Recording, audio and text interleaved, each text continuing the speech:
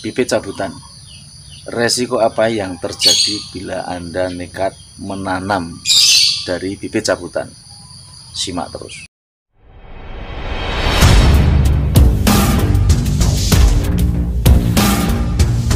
Assalamualaikum warahmatullahi wabarakatuh.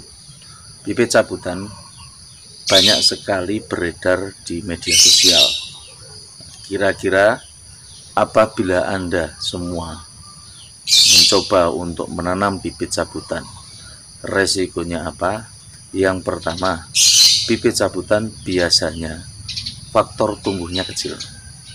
Yang kedua, hasil yang tidak maksimal yang akan Anda dapatkan apabila Anda memang bersikeras menanam bibit cabutan. Seperti apa? Langsung saja kita lihat tanaman yang sengaja saya tanam dari bibit cabutan. Ini untuk pembuktian kepada teman-teman semua yang belum tahu tentang tanaman porang terhadap resiko yang terjadi bila menanam bibit cabutan. Yuk, lihat langsung ya. Nah, ini ialah tanaman yang saya tanam sengaja dari bibit cabutan. Ini dulu tanaman sudah saya karantina dari cabutan pertama, terus saya masukkan ke polybag. Nah, sesudah dari polybag baru kita tanam di sini. Jadi ini yang ditanam dari polybag sudah hampir 95% tumbuh. Nah, setelah tumbuh baru kita masukkan di lahan. Nah, ini saya masukkan dulu pada bulan pertengahan Desember. Pertengahan Desember saya masukkan, hasilnya demikian. Nah, ini saat ini sudah ada yang mulai dorman. Nah, kemarin untuk beberapa hari tidak hujan, 4 hari itu, terus langsung dormanya kayak gini. Nah, kita coba membongkar. Kenapa saya menyatakan bibit cabutan itu rugi waktu, rugi tenaga? Ini salah satu yang sudah dorman total ya. Coba kita bongkar untuk bibit cabutan yang sudah dorman total. Ini ada batangnya yang sudah dorman total. Ini ujungnya di sini. Ini coba langsung kita bongkar ya. Nah, ini perhatikan buat teman-teman, sengaja memang untuk edukasi pada teman-teman semua terhadap bibit cabutan itu resikonya kayak apa. Ini batangnya sudah mati, sudah dorman.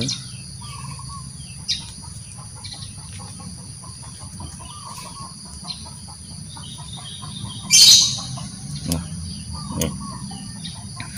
ini ialah hasil umbi dari bibit cabutan. Besarnya cuma sekian. Ini pun bisa Anda nikmati untuk menanam pada musim depan. Resikonya dari tanaman pertama Anda menanam bibit cabutan itu untuk menghasilkan umbi yang saya katakan ini cuman sekian, itu membutuhkan waktu 1 musim. Anda merawat 1 musim, menunggui tanaman ini sampai jadi, itu selama 1 musim dan hasilnya cuman sekian ini. Nah, ini yang saya katakan Anda rugi waktu. Karena apa? Rugi waktu, rugi tenaga, rugi biaya penanaman di situ.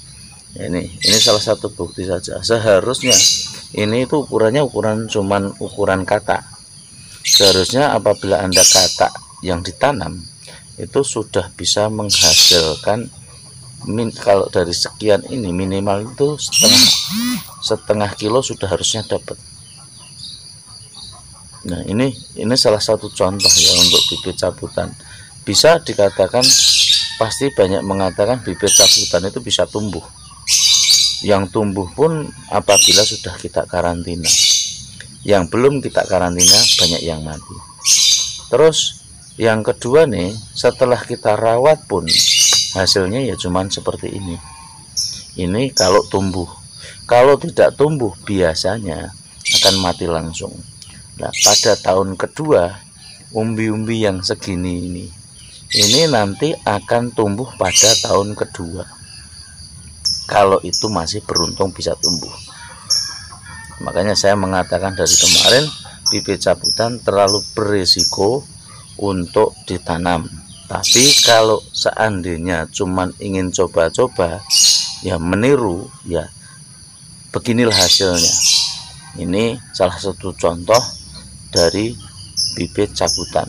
Memang ini sengaja saya tanam untuk pembuktian kepada teman-teman yang di luar yang masih minat, yang masih pengen budidaya untuk tanaman porang.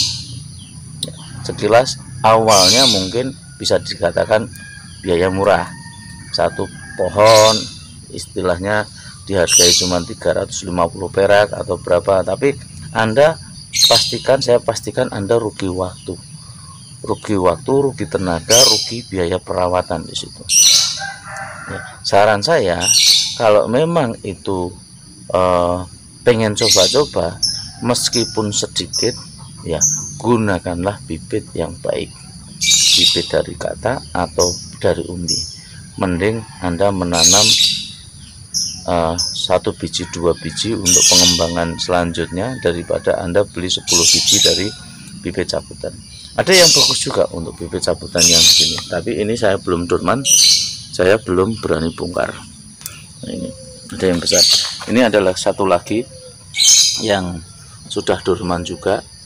Coba kita bongkar lagi di sini, hasilnya kayak apa, apakah sama atau tidak jauh berbeda. Nah, ini dorman. Nah, coba kita bongkar lagi yang di sini bibit cabutan.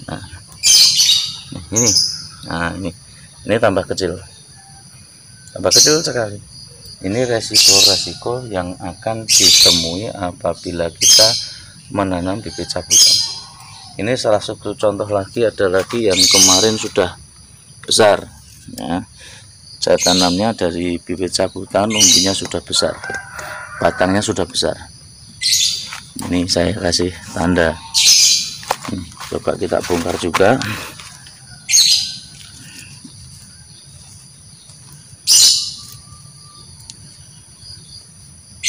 Hilang.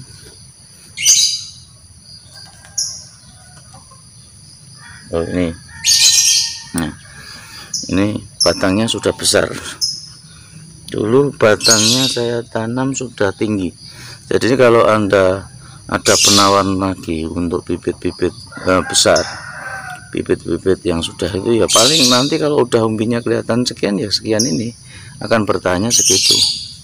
Karena menurut pengalaman yang ada, untuk bibit polybag pun yang asli dari bibit yang kita tanam, kita semai, ya, kalau usia sudah di atas 2 bulan, 2 bulan baru kita semai di lahan, itu hasilnya pun juga kurang maksimal.